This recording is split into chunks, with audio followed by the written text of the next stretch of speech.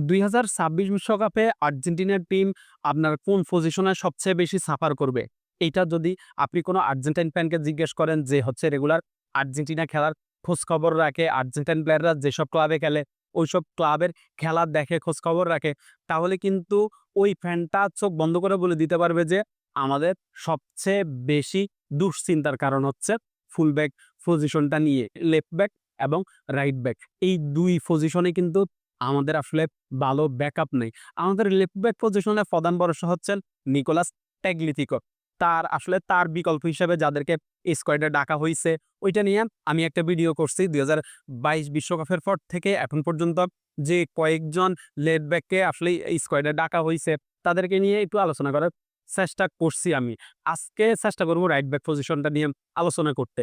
২০২২ বিশ্বকাপের পর থেকে এখন পর্যন্ত মোটামুটি আপনার ৩-৪ জন রাইট ব্যাককে স্কালোনি কল করছে ন্যাশনাল টিমের জন্যে। এখন নাহুয়েল মলিনা হচ্ছে আমাদের প্রধান ভরসা আমাদের রাইট ব্যাক পজিশনে।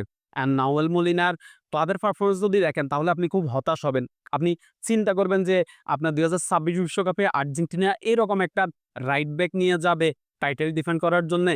ক্লাবে মলিনার পারফরম্যান্স আসলে খুবই হতাশাজনক।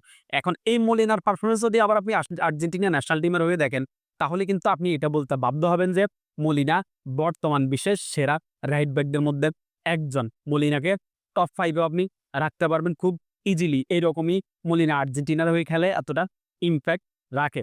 এখন মলিনার বিকল্প তো আমাদের একজনকে লাগবে। ২০২২ বিশ্বকাপের পর থেকে এখন পর্যন্ত মলিনার বিকল্প আসলে আমরা ওইভাবে তৈরি করতে পারি নাই। আপনার Lionel Scaloni, Pablo Maffeo, Juan Foyth এবং গঞ্জালো মন্টিয়েল মলিনার বিকল্প হিসাবে আমার কাছে যেটা মনে হয় এই ৩ জনকে ভেবে রাখছে। এখন পাবলো মাপেও স্প্যানিশ ক্লাব মায়োরকাতে খেলে। গত সিজনটা দুর্দান্ত খেলছে। পাবলো মাপেওকে খুব সম্ভবত স্কালোনি একবার স্কোয়াডে ডাকছেন। কিন্তু কোনো গেম টাইম তাকে আসলে দেওয়া হয় নাই। মাঠে নামানো হয় নাই। এখন পাবলো মাপেও আপনার স্কালোনির প্ল্যানে নেই। এখন মোটামুটি বলা চলে। আরেকজন কে আছে সেটা হচ্ছে হুয়ান ফয়েদ। তিনিও স্প্যানিশ লিগে খেলেন। হুয়ান ফয়েদকেও আসলে স্কোয়াডে ডাকা হইতেছে। লাস্ট কয়েকটা ম্যাচ থেকে একটানা স্কোয়াডে ডাকা হইতেছে। কিন্তু গেম টাইমটা আসলে দিতেছে না। তাকে খেলার সুযোগ দিতেছে না। এখন এই প্লেয়ারটাকে যদি আপনি খেলার সুযোগ না দেন, তাহলে এই প্লেয়ারটা আসলে অন্য প্লেয়ারগুলার সাথে কিভাবে মানিয়ে নিবে? প্লেয়ারটা আসলে কিভাবে ভালো করবে? এই প্লেয়ারটাকে যখন আপনি বারবার সুযোগ দিবেন, কিছু করে যখন গেম টাইম নিবেন, তখন এই প্লেয়ার আর্জেন্টিনার অন্য প্লেয়ারগুলার সাথে তার কম্বিনেশন খুব ভালো হবে। সেটা কিন্তু স্কালোনি করে নাই। বারবার মলিনার উপরে ভরসা করছে এবং মলিনাকে বারবার সুযোগ দিছে ২০২২ বিশ্বকাপ থেকে এখন পর্যন্ত। এখন হুয়ান ফয়েদ হয়তোবা আমি বিশ্বাস করি যে মলিনার ব্যাকআপ হিসেবে হুয়ান ফয়েদ ২০২৬ বিশ্বকাপে যাবেন। এখন আরেকজন প্লেয়ার হচ্ছে মন্টিয়েল, যে হচ্ছে আমাদের ২০২১ কোপা আমেরিকা, ২২ বিশ্বকাপ এবং ২০২৪ কোপা আমেরিকা। এই টুর্নামেন্টগুলাতে মন্টিয়েল দুর্দান্ত খেলছেন এবং আর্জেন্টিনা এই টুর্নামেন্টগুলা জিতার পিছনে মন্টিয়েলের অবদান অনেক বেশি ভাই, অনেক বেশি। এটা কোনো আর্জেন্টাইন ফ্যান অস্বীকার করবে না। কিন্তু বর্তমানে মন্টিয়েলের যে বয়স এবং ক্লাবের যে পারফরম্যান্স, সে কি আসলে আর্জেন্টিনা টিমের সাথে ২০২৬ বিশ্বকাপে যাওয়ার জন্য যোগ্য আছে? মন্টিয়েলকে লাস্ট ১ বছরের মতো আর্জেন্টিনা টিমে ডাকে না স্কালোনি। এখন আবার এই যে লাস্টে যে ২ টা বিশ্বকাপ বাছাই পর্বের ম্যাচ ছিল ওইখানে ডাকছে। মন্টিয়েল শেষ ম্যাচটা ইকুয়েডরের বিপক্ষে খেলছে। ভাই মন্টিয়েলের পারফরম্যান্স খুবই হতাশাজনক ছিল। মন্টিয়েল পজিশন লস করতেছে। এরপর হচ্ছে আপনার এই ট্যাকেল ঠিকমতো করতে পারতেছে না, ইন্টারসেপশন করতে পারতেছে না ঠিকমতো।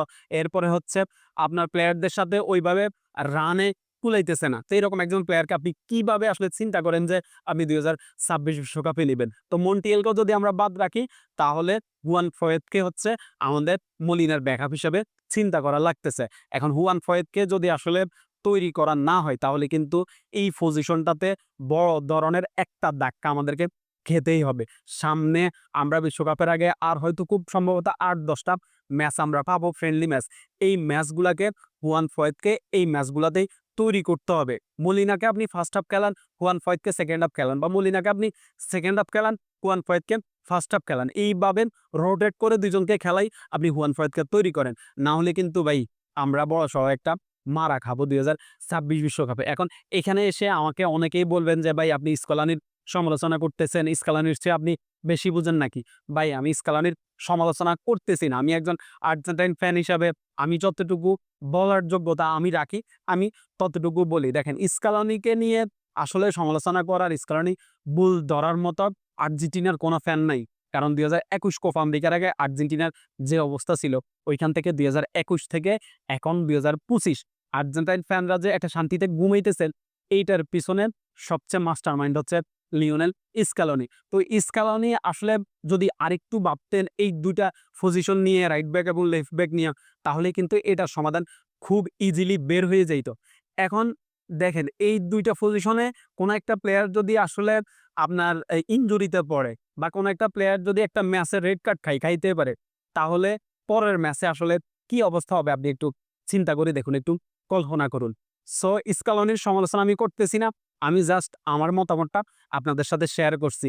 আর আপনি কি মনে করেন আসলে মলিনার ব্যাকআপ হিসাবে ২০২৬ বিশ্বকাপে কে যাওয়া উচিত? সেটা অবশ্যই কমেন্টে জানাতে পারেন। ধন্যবাদ সবাইকে।